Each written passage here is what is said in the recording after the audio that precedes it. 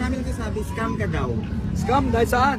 May Yung mga bibigay binibigay mo. kong tulong, masasarap na ayuda, kabuhayan. Sabi nga nila, pag naupo daw ako, babawiin ko. Kailan ako nagbawi? More than 10 years na tayong tumutulong. Daang milyon yung tinulong natin ng pandemya. Nagbibigay tayo ng tulong, Luzon, Visayas, Mindanao, sa Dear SB, sa programa namin. Sa Tutok to Win, tumatawag kami araw-araw. May binawi ba kami? Wala. Alam niyo po ang pinakamalaking scam sa history ng Maynila?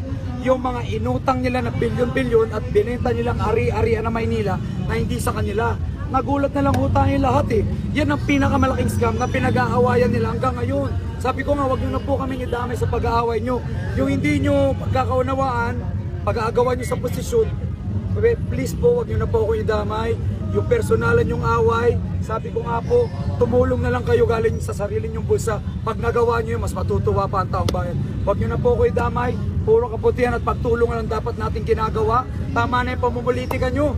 Sa totoo lang, kailan scam eh. 500 pesos, pinamimigay nyo, kulang na kulang yan. Kaya nga gusto natin gawin 2,000. Alam nyo kung bakit kayang gawin? Iginagawa ko na po eh. Nagbibigay na tayo ng 2,000 allowance doon sa lugar namin sa Sampaloc, sa barangay namin, sa buong distrito.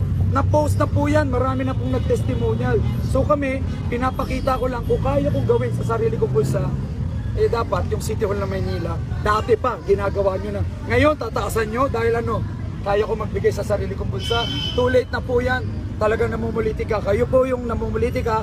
Kayo po at nanloko sa taong bayan na mahigit 20 taon. Anong masasabi mo na, yun nga, binabakbakan ka online sa comment section? Actually, sa totoo lang, minsan nalulungkot ako eh. Kasi taong bayan pa rin naman yun eh. Parang nalulungkot ako, yung babakbakin nyo, yung tumutulong, yung nagbibigay ng kabuhayan sa mga mahihirap, nagbibigay ng masarap na ayuda, nagbibigay ng mga libreng gamot, libreng serbisyo tulad nito, serbisyo vans, mobile clinics, mobile butika, babakbakan nyo, ang bakbakan nyo yung mga walang ginagawa. Ito, gasto sa sarili namin bulsa. Kung ayaw nyo kami maglingkod, isipin nyo,